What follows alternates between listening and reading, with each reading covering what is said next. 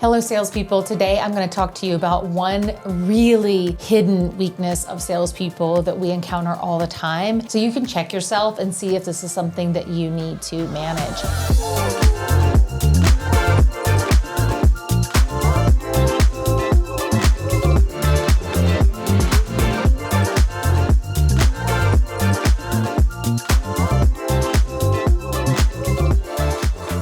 I am a professional sales coach and trainer, and I work with some of the world's very best salespeople. On top of that, I am a salesperson myself, and I am in the trenches selling every single day, and I am 100% commission, so trust me, I get it.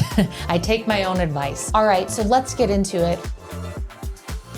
We have a variety of what we would call hidden weaknesses of salespeople, but there's really one that stands out to me above all others, and we call it non-supportive buy cycle, which I realize is a mouthful. Okay, so no salesperson has ever said, I got this deal so close to the finish line, and then my non-supportive buy cycle jumped in and I lost the deal. Like, no, we don't say that. It's not part of our vocabulary, but it is simmering beneath the surface. And what I mean by that is we all have a way that we personally go about making large purchasing decisions. And whatever that way is, we put all of our prospect interactions through that filter. So let's say that I am someone who, anytime I make a large purchase, I do a lot of research.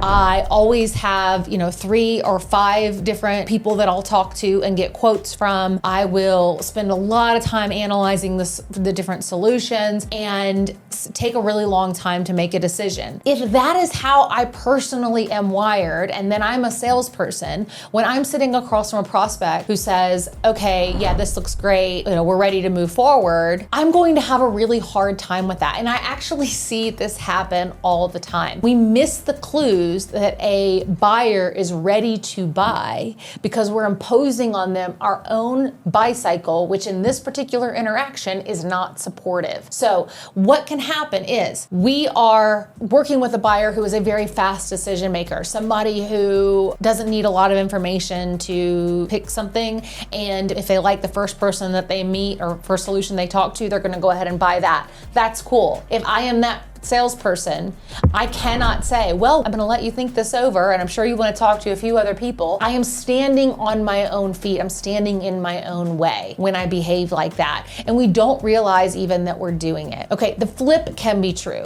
of course. If I am somebody who makes a really fast buying decision and I don't tend to look at other options if I like the first person that I talk to, but I'm dealing with a buyer who really does want to do a lot of research, want to talk to different people, then the situation that I could find myself in is I am now pressuring my prospect to move too quickly for their own buy cycle. So the key here is that whatever my buy cycle is really doesn't matter. What matters is that I'm able to pick up on the prospect across from me and how do they make decisions? Are they somebody who needs a little bit of information to move forward? Are they somebody who wants to really analyze lots of details before they move forward? And I need to respect that and work within their buying cycle. That doesn't mean that I can't influence, doesn't mean that I can't move the sale along, and I should, but I can't impose my own preferences around how I buy onto my prospects. And that is what we're talking about with non-supportive buy cycle. If you found this helpful, let me know if there are specific challenges that you would like to hear me talk about. I am here to build this channel with you together as a community of salespeople and sales leaders. And remember, the world's best salespeople are not just magically born with the talent. They are trained, and I train them. Good selling.